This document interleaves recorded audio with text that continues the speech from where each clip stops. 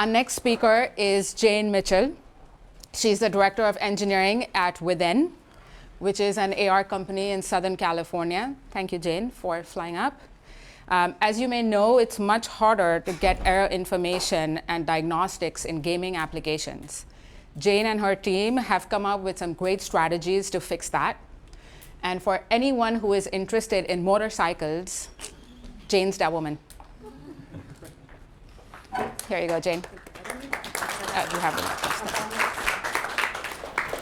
Hi.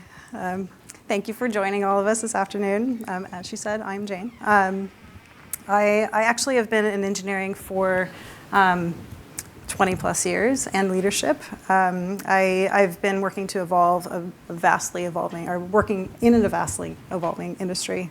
I started with the .com era and into smartphones and now XR actually. I work with companies, I lead companies and teams and individuals to inspiration, growth, and positive change. I'm an experienced engineer. I've worked with hundreds of companies. I've partnered with multiple startups, and I've successfully created a culture, I feel, of shared understanding.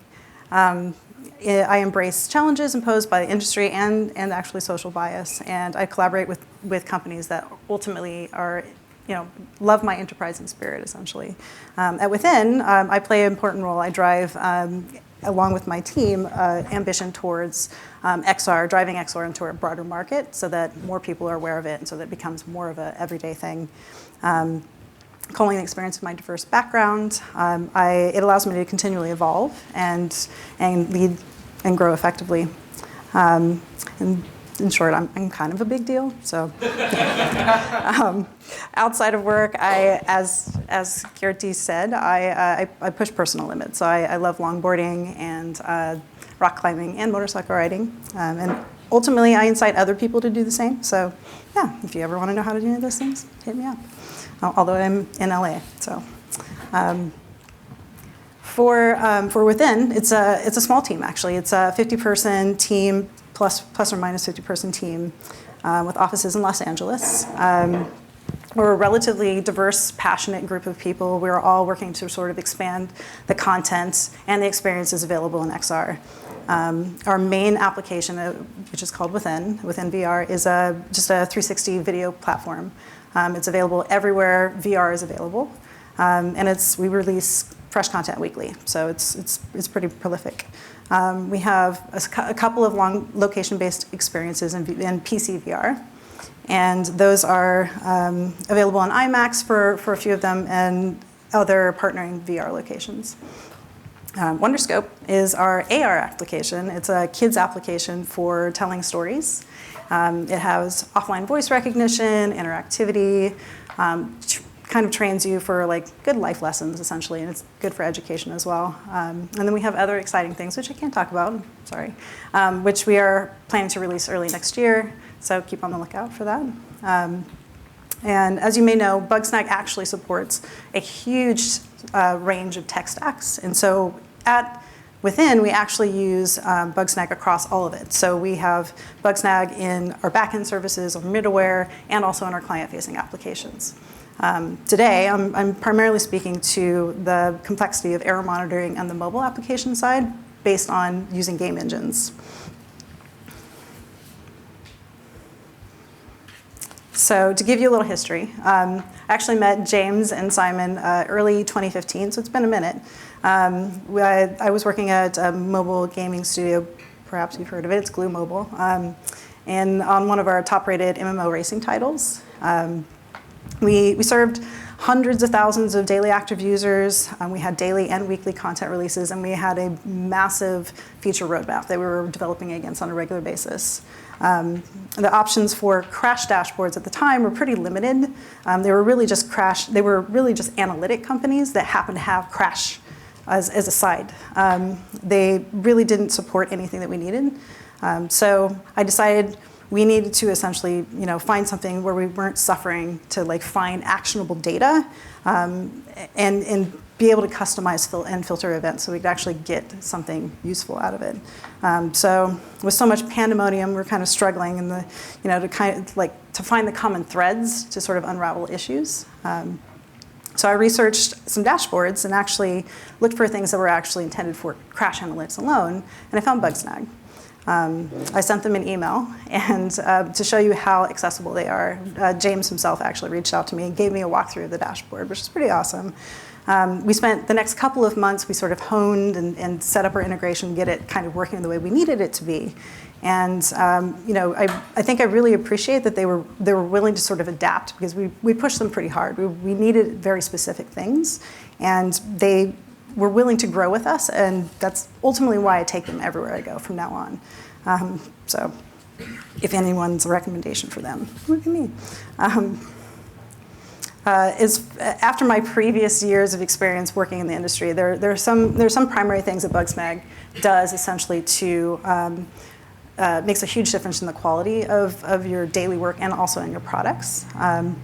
Break them down into a few common themes for introspection and support, where it comes to diagnosing issues. So working with Unity is primarily one of our main issues. Device-only exceptions, reliably stable releases, and live support.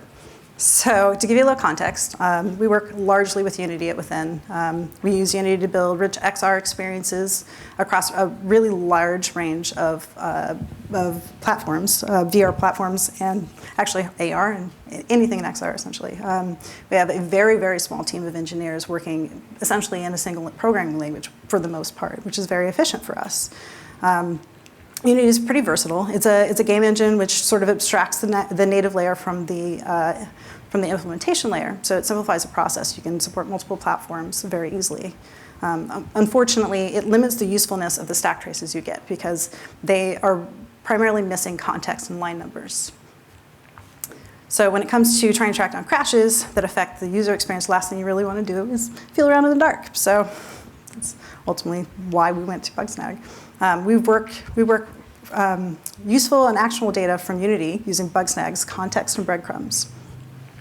So you imagine a scene in Unity where basically 90% of the work actually happens. Your errors simply call out scene name exception. In a project where you have several hundred classes ultimately residing and working in that same scene, you can imagine how that's actually not very useful information. By using context, we can actually define what class and what method we're actually in within the scene, so that we get useful information. So what becomes your scene crashed becomes your user data model, set username, method crashed. So you can take advantage of the breadcrumbs as well, and follow the path to the offending code rather than filling around blindly. So we include items in our breadcrumbs such as atypical events or user interactions that help us easily find edge cases and flaws in our code. Of all the issues you could have, none is more elusive and potentially frustrating than those that occur only on device. Device errors occur for a myriad of reasons. I mean, back-end issues, data problems, operating system problems, distribution frameworks, ghosts in the shell. It's everything. When you can't simply connect to a debug console and you're on a distributed build, we utilize Bugsnag to generate the details about what's going wrong. With custom exceptions, you can actually use defensive programming alongside of it and trigger edge cases and events to the dashboard that notify us if our data is corrupt, if we have a bad bit of code, or if the user's literally repeatedly jabbing the submit button until it crashes, which they do. So breadcrumbs are also another indispensable tool, understanding the same event is coming from a single workflow or from multiple areas within the application. Custom data tabs, are also extremely versatile, and they help to expose sort of the state of the data at the time of the event. We use those to expose your network requests and our responses so that we can actually see if we're getting the data that we would expect on the client. Working toward reliably stable releases starts with building good habits.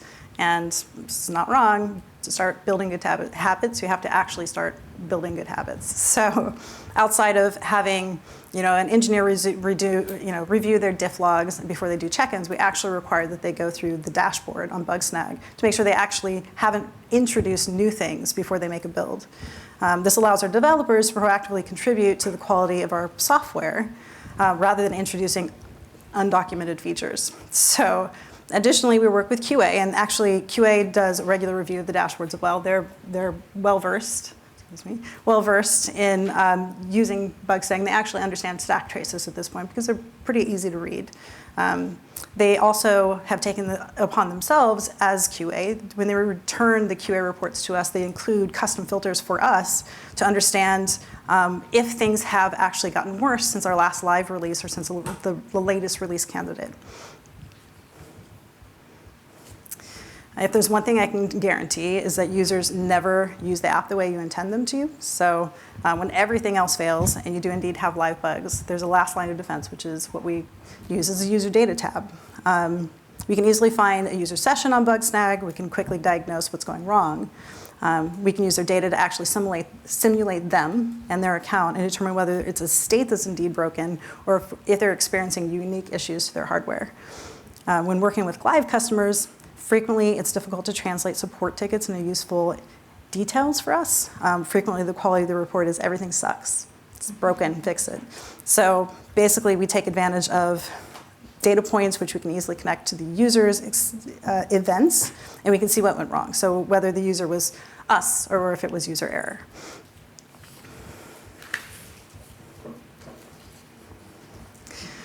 As with most battle-tested engineers, of course, I have war stories. At times, we do fall victim to our own due diligence. Our team does work hard to cover edge cases, and they write defensive code. But at one such point, an engineer felt it important to log the issue to our backend AWS service. Seems logical. The issue was that they actually chose to log it in our update loop, which is a 72 frame per second update loop. So it's kind of frequent. But of course, it was an edge case that only occurred when it was built to the device. So our normal checks and balances for making sure that there was nothing on the dashboard were fine. Thankfully, because we actually do use Bugsnag everywhere in the company, QA managed to trigger the issue. They received the spike email, and they shut it down. So what we came to discover was that the edge case was actually the main case due to a typo, and they would have distributed our app to live users, effectively DDoSing our own AWS servers. So it cost us a fortune. It would have been great, but I'm sure somebody would have lost their job. Obviously, slightly less than ideal. So, yeah.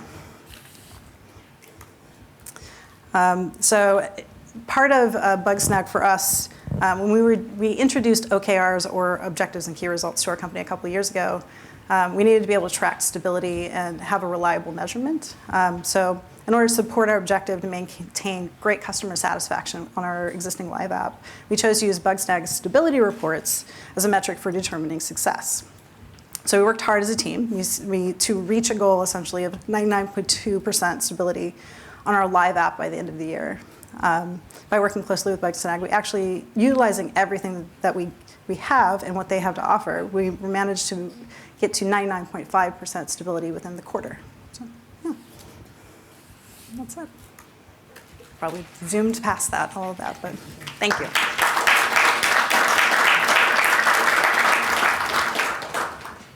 Any questions?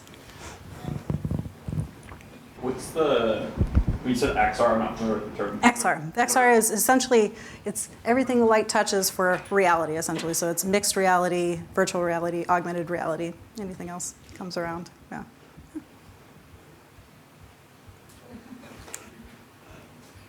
I thought I heard you mentioning that prior to merging or prior to making a build, Yes. developers could get feedback Yes. on stability through Bugsnag. Correct. I was curious how's that working? Is that some static analysis that's just some basic static analysis like lint, or is it some real application being run Yes, to find out crashes? Yes, for us, it is real applications being run. So we do run.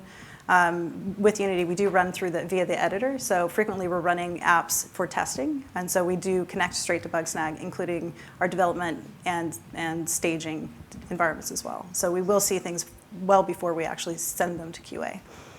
Hey, Hey. I really, I really like how you use breadcrumbs a lot, and we do at Volta a lot. I was curious, you mentioned about atypical events. how do you guys determine what an atypical event is and how you use breadcrumbs with it? Sure. For us, because we actually have an we wrote our own internal SDK for analytics, general analytics, and in doing that, we actually tied Bugsnag into that system. So when we report out breadcrumbs, we're using our analytics as breadcrumbs. So we can see if someone is essentially going through a process out of order. So you would expect them to be able to, for example, log in before they start to use their account, but we're actually seeing the inverse of that, which that would obviously be an issue. So we're just using evaluation of all the breadcrumbs. If we see a spike in something, we start to evaluate the breadcrumbs. It's very easy for us to see what's happening there. So. Yeah. I'm curious, since you mentioned 90% of the code is in Unity, right? It's in a single scene, yes. I'm wondering how much does that paper over a lot of the differences between the platforms, or do you find a lot of platform specific, like a Vive issue or this? And then I have a second part because I'm just a big geek on the Quest. I think it's awesome. Oh yes, yeah. I'm just curious too if the user base is maybe using your app differently or anything interesting there. So to cover the first question, yes, we do actually. So even though some of it is sort of abstracted and we only get a little bit of the implementation layer, we still do get native exceptions, native stack traces. So thankfully, we do get a little bit of detail. It's not always 100% clear if it's the Unity engine that's made a mistake or if it's actually us that's made a mistake. So that is the challenge, which is why we invest so much in custom information. And to cover off on the Quest is actually our largest